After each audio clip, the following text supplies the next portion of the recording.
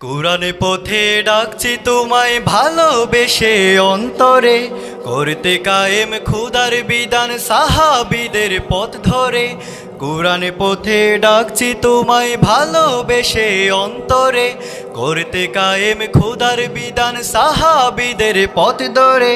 হোক না কায়েম আল্লাহর বিধান আল্লাহর এই জমিনে, তুমিও হবে হামজার দলে বিশ্বাস রেখো মনে। হোক না কায়েম আল্লাহর বিধান আল্লাহর জমিনে, তুমিও হবে হামজার মতো বিশ্বাস রেখো মনে।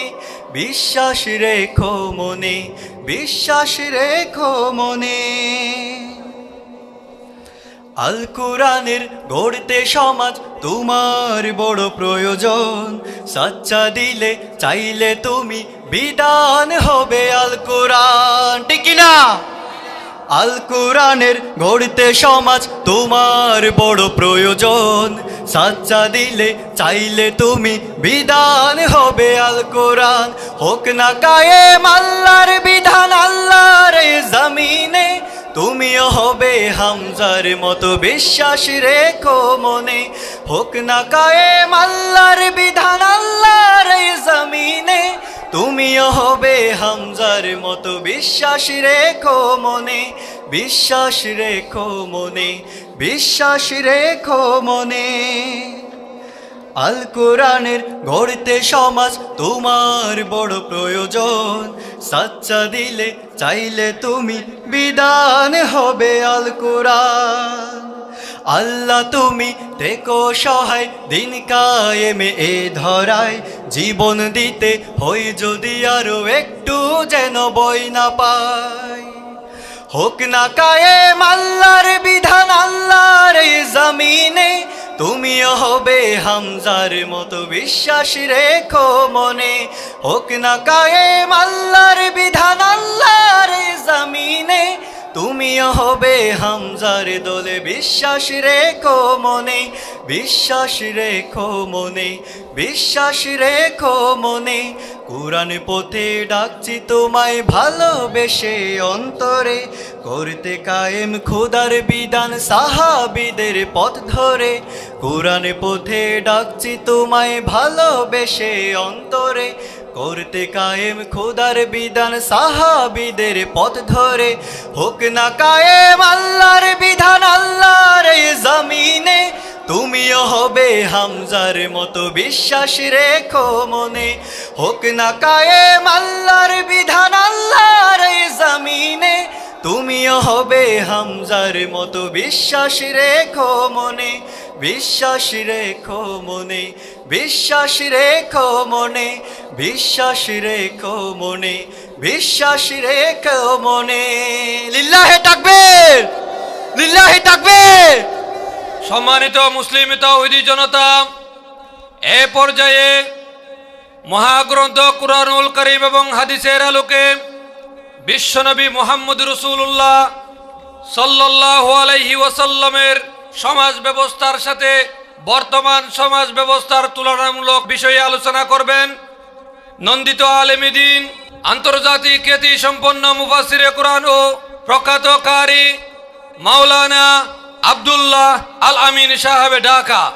আমি হুজুরকে ওনার বিষয়ভিত্তিক মূল্যবান বয়ান পেশ করার জন্য ইসলামী সমাজ কল্যাণ পরিষদ লেদা এর পক্ষ থেকে সনির্বন্ধন আহ্বান জানাচ্ছি। আসসালামু আলাইকুম ওয়া রাহমাতুল্লাহি ওয়া বারাকাতুহু।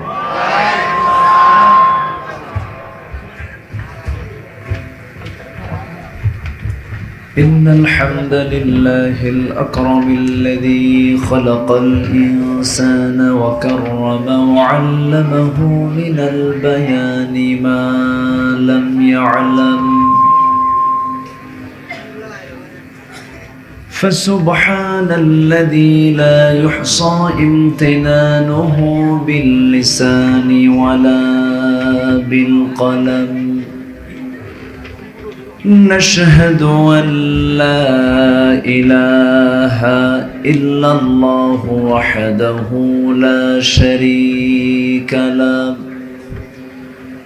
ونشهد أن سيدنا وحبيبنا ومولانا محمدا عبده ورسوله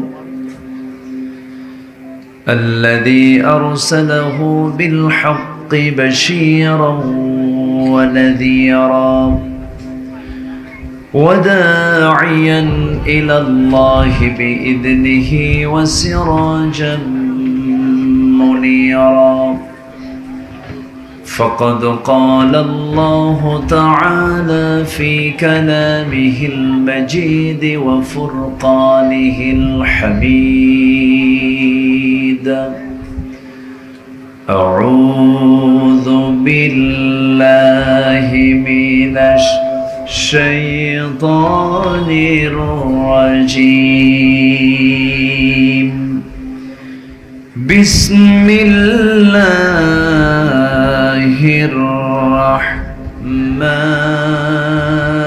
الرحمن الرحيم إن الذين آمنوا وعملوا الصالحات وأقاموا الصلاة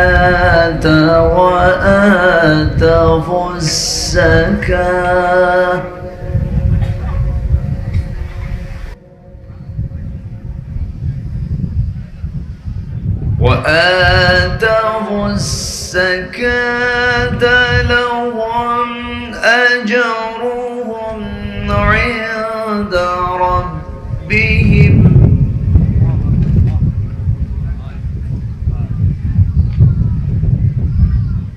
ولا خوف عليهم ولا هم يحزنون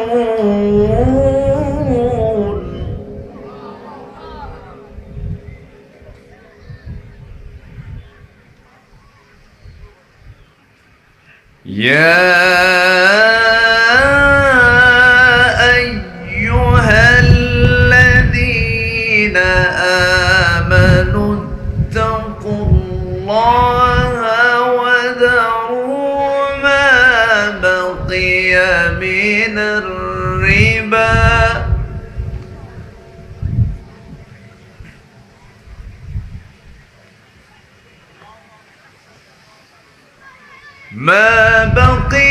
من الربا إن كنتم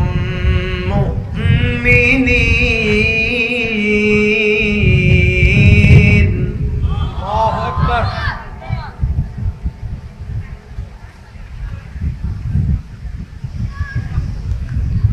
فإن لم تفعلوا فأذنوا بحرب من الله ورسوله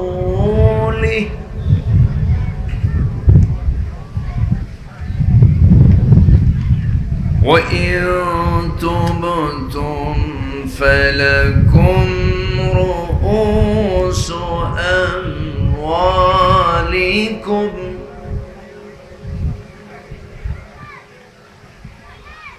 لا تظلمون ولا تظلمون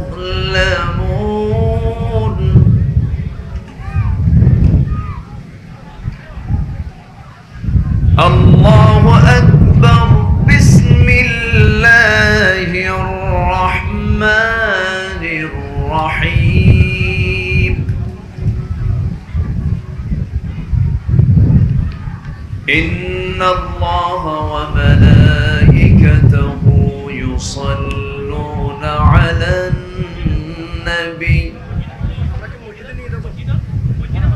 يا أيها الذين آمنوا صلوا عليه وسلموا تسليما اللهم صل على محمد وعلى آل محمد كما صليت على إبراهيم وعلى آل إبراهيم إنك حميد مجيد اللهم بارك على محمد وعلى آل محمد كما باركت على إبراهيم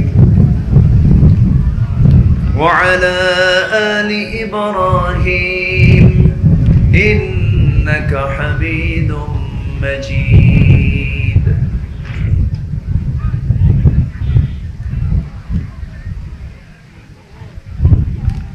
ইসলামী সমাজ কল্যাণ পরিষদ লেদা কর্তৃক আয়োজিত আজকের এই ১৬তম তাফসীরুল কোরআন মাহফিল ২০২৪ আজকের এই বৈরী আবহাওয়ার মাঝে অনুষ্ঠিত তাফসীর মাহফিলের সম্মানিত সুযোগ্য সভাপতি, বিশেষ করে সার্বিক পৃষ্ঠপোষকতায় আমার স্নেহধন্য আব্দুর রহমান হাশেমি, আজকের মাহফিলের অন্যতম আকর্ষণ আমার স্নেহধন্য আমার অনুজ মুফতি আমির হামজা, অলরেডি উনি বিশ্রামে আছেন, আসবেন। আল্লাহর মেহেরবানি, আমরা যারা কোরআন শুনতে এসেছি আমরা আল্লাহর কাছে এটাই বলবো, আল্লাহ তোমার যে ফয়সালা সেই ফয়সালায় আমাদের সেটার মধ্যে আমরা কল্যাণ রহমত মনে করি। মেহেরবানি করে তোমার কাছে একটাই ফরিয়াদ আমাদের পক্ষ থেকে, তোমার কোরআন শুনতে এসেছি, মেহেরবানি করে তুমি আমাদের এই মাহফিলকে তুমি আল্লাহ কবুল করো, আমিন। জোরে বলি আমিন, আমিন। আর একটু জোরে বলি আল্লাহুম্মা আমিন। সম্মানিত হাজিরিন, আজকে আমি তো শুরু করতে নিয়েই প্রচন্ড বৈরী আবহাওয়ার মুখে পড়ে গেলাম। আমার মনে হয় আমার স্নেহের আমির হামজা অলরেডি মঞ্চের দিকে উনি চলে আসছেন, উনি চলে আসতেছেন, আলহামদুলিল্লাহ আসতেছে। আমি জাস্ট আজকে আমার যে সাবজেক্টটা দেওয়া হয়েছে আমার এই মাহফিলে,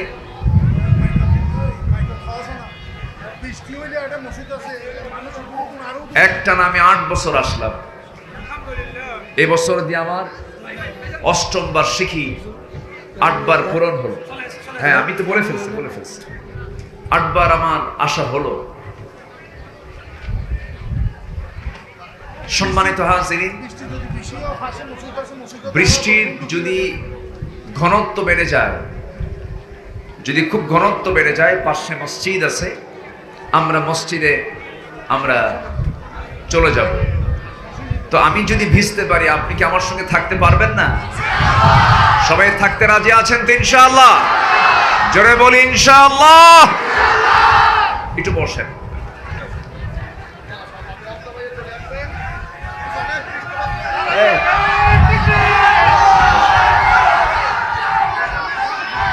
কোনটারে বললাম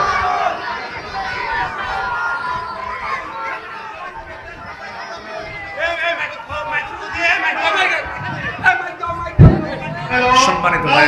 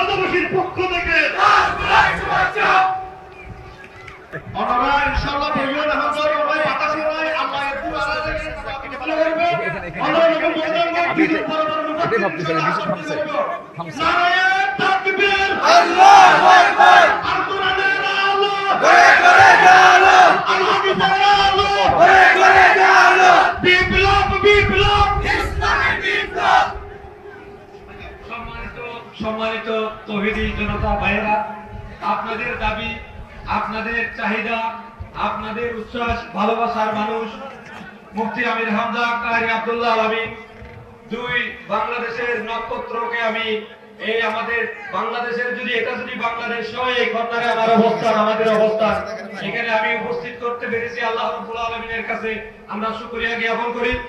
এই বৃষ্টির জন্য হাজার হাজার লক্ষ লক্ষ মানুষ নামাজ পড়েছে, কান্নাকাটি করেছে। আল্লাহ রাব্বুল আলামিন আমাদের মাহফিলের দিনে বৃষ্টি দিয়েছেন, এটা হচ্ছে আমাদের জন্য রহমত। আমরা এখন সিদ্ধান্ত নিয়েছি 10 মিনিট বয়ান করবেন মাওলানা আব্দুল্লাহ আলামিন, এরপরে 10 মিনিট বয়ান করবেন মুফতি আমির হামজা। আপনারা কি থাকতে রাজি? ইনশাআল্লাহ। যে যেখানে আছে বসে যান, এখানেই বয়ান হবে ইনশাআল্লাহ। যারা মসজিদে গিয়েছেন দ্রুত চলে আসুন, দ্রুত চলে আসুন।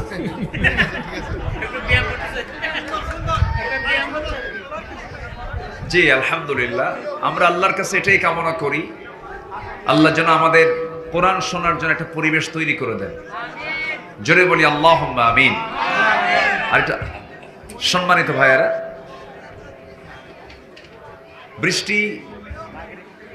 বৃষ্টির ঘনত্ব একটু কমেছে আছে।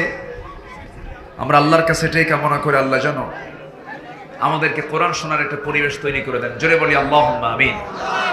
আমি তো এখানে একটানা 8 বছর, আমি তো পুরাতন মানুষ, আমি আসি তো আমার পরে আমার অত্যন্ত কাছের খুব প্রিয় মানুষ মুফতি আমির হামজা, তিনি কথা বলবেন। বর্তমান সমাজ ব্যবস্থার সাথে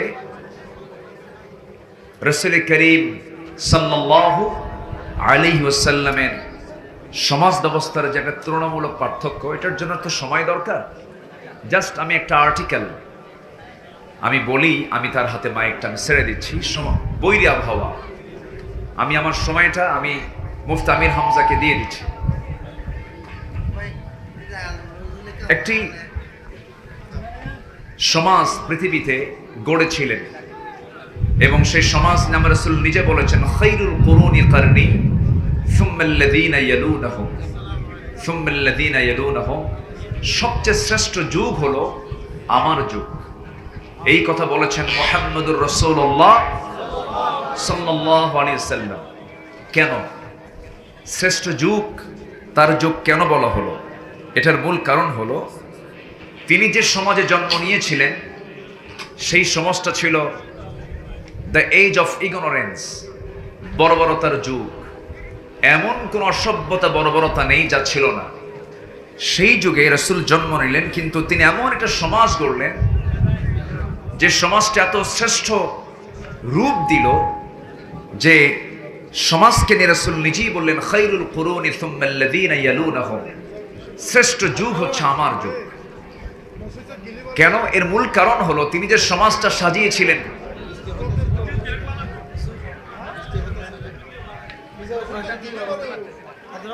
যে সমাজটা গড়েছিলেন, সেই সমাজটা গড়ার মূল মাধ্যম ছিল হলো আল্লাহর নাজিল করা কোরআন, আল্লাহর কিতাব। বারবার আমরা প্রতিকূল আবহাওয়ার মুখোমুখি হচ্ছে, সিদ্ধান্তহীনতায় ভুগছি। আমরা কি করব? আল্লাহ তাআলা ফয়সালা, ওয়াল কদরি খাইরিহি ওয়া শাররিহি মিন আল্লাহি তাআলা, যা কিছু হয় এটা কার ফয়সালা বলেন? আল্লাহর ফয়সালা। কি আমরা কি মসজিদে যাব? মসজিদে তো মাইক সিস্টেমটা নাই, আমরা খুব চিন্তায় পড়ে যাচ্ছি। এখানে বসলে আওয়াজ পাবেন, মসজিদে গেলে আবার আওয়াজ পাবেন না। হ্যাঁ, এখানে শুনবেন, ভিজে যাচ্ছেন যে কোনো প্রবলেম নাই তো, কিন্তু আমাদের তো প্রবলেম। ওয়াজ তো আমাদের এক রাত না, আগামী কালকেও তো আছে, আমরা ভিজলে তো সমস্যা।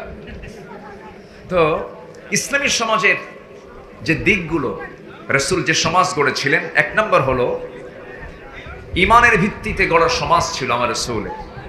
নাম্বার 2 হলো অধিকাংশ মানুষ ফরজ লঙ্ঘিত গুনাহ থেকে নিজেকে বিরত রাখতে পেরেছে। নাম্বার 3 হচ্ছে আইনের ন্যায় ভিত্তিক প্রয়োগ ছিল সেই সমাজে। আসমানের বিধানটাই ছিল চূড়ান্ত বিধান। হক লঙ্ঘিত গুনাহমুক্ত একটি সমাজ, শাসক ও সাধারণ নাগরিকের নিবিড় সম্পর্ক, হারাম কাজ, হারাম উপাদান মুক্ত একটি সমাজ। প্রত্যেকেই নিজের সংশোধনীতে ব্যস্ত ছিল। সকল ফাহেশা কাজের কঠিন শাস্তি নিশ্চিত ছিল। কোরআন সুন্নাহ ছিল আইনের মূল উৎস। ইসলাম বিরোধী সকল অপতৎপরতার কঠোর হস্তে দমন ছিল সেই সমাজের মূল বৈশিষ্ট্য। কিন্তু পক্ষান্তরে আমাদের এই সমাজে সম্পূর্ণতার আমরা উল্টা লক্ষ্য করছি। আমরা তার সম্পূর্ণ উল্টা লক্ষ্য করছি। কেন? ইসলামী সমাজের যে বৈশিষ্ট্যটা সেই যুগে রাসূল উপহার দিয়েছিলেন, যে কোরআন এবং সুন্নাহ ছিল আইনের মূল উৎস, আজকের সমাজে যে আইনটা আছে সে আইনের মূল উৎস কি সে কোরআন সুন্নাহ আছে? না। তার বিকল্প থাকার কারণে, মানব রচিত আইন থাকার কারণে আজকের সমাজের যে অবক্ষয়গুলো আমরা লক্ষ্য করছি, এর যে আমি না শেষ করে আমি বলে দেব। সম্মানিত হাজিরিন, আমরা না ভিজি, অসুস্থ না হই, আমরা মসজিদের দিকে চলে যাই ইনশাআল্লাহ। যা আল্লাহ, আমরা আল্লাহর ঘরে আশ্রয় নেই। আসসালামু আলাইকুম ওয়া রাহমাতুল্লাহ।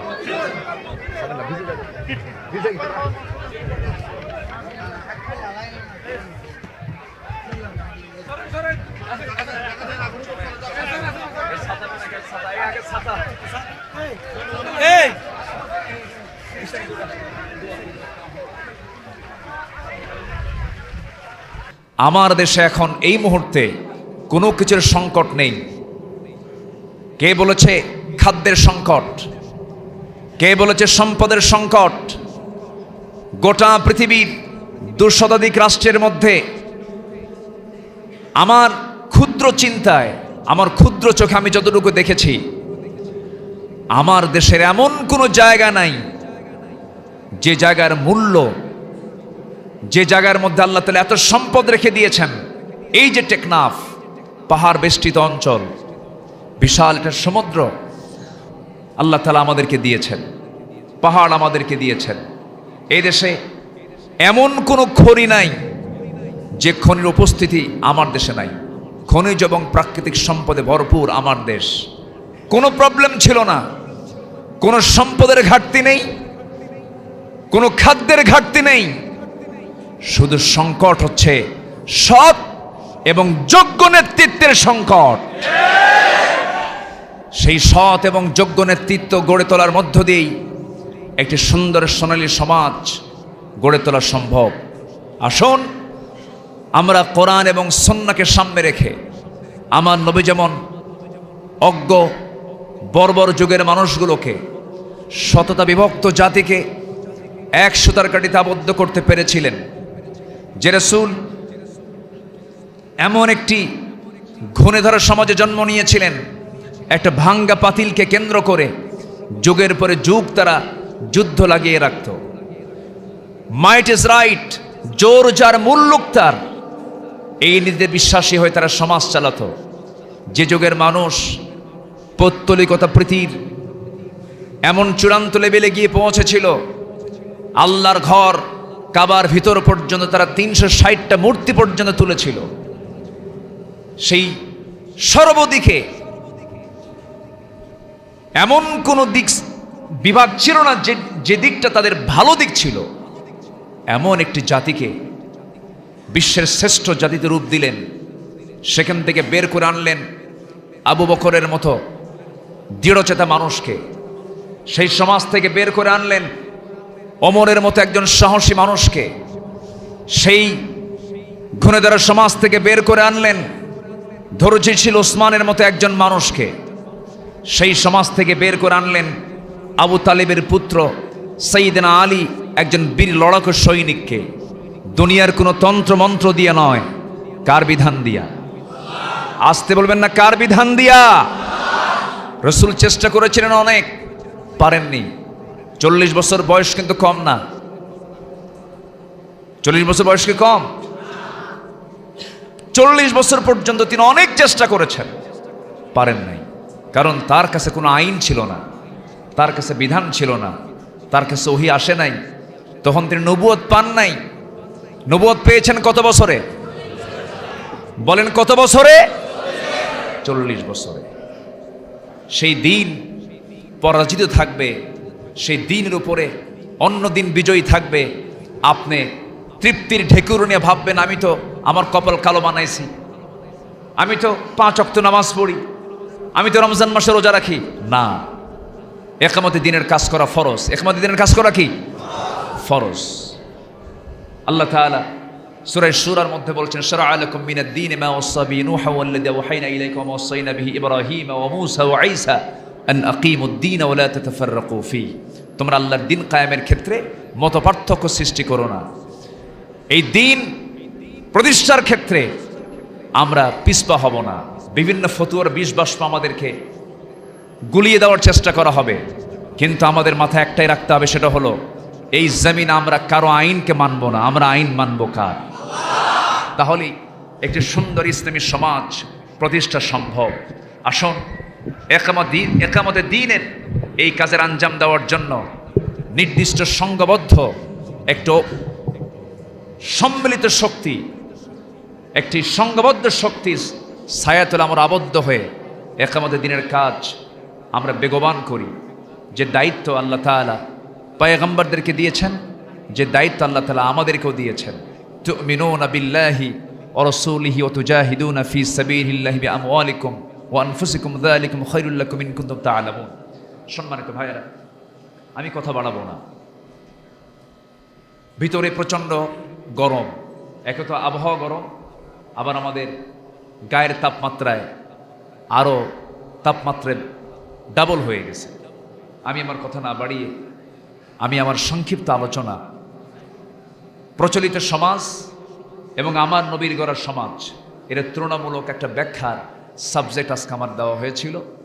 আমি কিছু কথা বাইরে এবং ভিতরে রেকর্ড হচ্ছে, তো আমি ব্যালেন্স করে কিছু কথা বলেছি। আসুন না আমরা নবীর অনুসৃত পন্থা অবলম্বন করে কোরআন সুন্নাহকে সামনে রেখে একটি সুন্দর সোনালী সমাজ গড়ার জন্য আমরা দৃঢ় প্রত্যয় নিয়ে সামনে এগিয়ে যাই। নিজের চরিত্রকে উন্নত করে, নিজের জীবনকে গুণামুক্ত রেখে। আমার পরবর্তী আলোচকের আলোচনার সাবজেক্ট হচ্ছে কবিরা গুনাহ, না কবিরা গুনাহ, ওই বিষয়ে তিনি কথা বলবেন। গুণামুক্ত জীবনের অঙ্গীকার নিয়ে উন্নত শ্রেষ্ঠ চরিত্র আল্লাহর সামনে উপস্থাপন করার মানসিকতা নিয়ে আমরা আমাদের জীবনকে সাজানোর চেষ্টা করি। আল্লাহ রাব্বুল আলামিন আমাদের সবাইকে সেই তৌফিক দান করুন। আল্লাহ তাআলা এই মাহফিলকে কবুল করুন। জোরে বলি আল্লাহুম্মা আমিন। আব্দুর রহমান হাশেমি আমার জীবনের স্মৃতিপটে থাকা একজন মানুষ। তার অনেক মেহনত, তার অনেক পরিশ্রম। এখানে এই মাহফিল না হোক, এটার পক্ষেও কিছু মানুষ কিন্তু আছে না নাই বলেন তো? আছে। এই মাহফিল না হোক, এই পক্ষেও কিছু লোক কাজ করে যাচ্ছে। আমি তাদেরকে বলতে চাই, প্লিজ দয়া করে কোরআনকে সম্মান, কোরআনকে শ্রদ্ধার চোখে দেখে এই বিকৃত পন্থা অবলম্বন করবেন না। যারা কোরআনকে অচল করে দিতে চায়, আল্লাহ তাদেরকে অচল করে দিবেন, আল্লাহ তাদেরকে ধ্বংস করে দিবেন। গতকালকে অপপ্রচার চালিয়েছে, এ মাহফিল নাকি হবে না, এ মাহফিল নাকি বন্ধ। বিভিন্নভাবে একটা মহল চেষ্টা চালিয়ে যাচ্ছে। আমরা তাদের জন্য 1 নম্বর দোয়া করি। 1 নম্বর কি করব? দোয়া করব। দোয়ায় আমরা কোনো ক্রমেই আমরা কৃপণ হব না, দোয়া করব আমরা তাদের জন্য। তবে হ্যাঁ, মৌচাকে কিন্তু ঢিল মারলে অবস্থা খারাপ। আপনি মৌচাক থেকে মধু নিবেন, মধু আহরণ করেন, সমস্যা নেই, কিন্তু মৌমাছির সঙ্গে পাহারাদার সঙ্গে পীড়িত করেন, আপনাকে হুল ফুটায় দেওয়া হবে না। কিন্তু মৌচাকে যদি আপনি ঢিল মারেন, অবশ্যই হুল ফুটায় দেওয়া হবে, ঠিক কি না? আমরা তাদের জন্য দোয়া করি। নানা প্রতিকূলতার মধ্য দিয়ে আজকের এই মাহফিলটা আউটডোর এবং ইনডোরে অনুষ্ঠিত হওয়ার মধ্য দিয়ে সফল হতে যাচ্ছে। আল্লাহ তাআলা এই মাহফিলকে কবুল করুন। যে কথাগুলো শুনলাম, আল্লাহ তাআলা আমাদের সবাইকে আমল করার তৌফিক দান করুন। এই আশাবাদ কামনা করে আমি আমার কথা এখানে শেষ করছি। সুবহানাকাল্লাহুম্মা বিহামদিকা আশহাদু আল লা ইলাহা ইল্লা আনতা আস্তাগফিরুকা ওয়া আতুবু ইলাইক। আমার পরে এখন আমার স্নেহধন্য মুফতি আমির হামজা হাফিজাহুল্লাহ তিনি কথা বলবেন। শুনবেন না কথাগুলো? শেষ পর্যন্ত থাকবো তো ইনশাআল্লাহ। আল্লাহ তাআলা সবাইকে মনোযোগ সহকারে আন্তরিকতার সাথে আমল করার নিয়তে, শুধু মজা নেওয়া না। আমার দেশে শোনার শ্রোতা বেশি, কিন্তু আমল করে শোনার শ্রোতা কিন্তু খুবই কম। এই জন্য আল্লাহ তাআলা আমাদের সবাইকে আমলের নিয়তে শোনার তৌফিক দান করুন। আসসালামু আলাইকুম ওয়া রাহমাতুল্লাহি ওয়া বারাকাতুহু।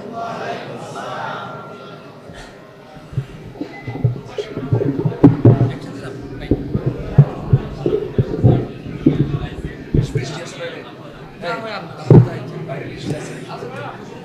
a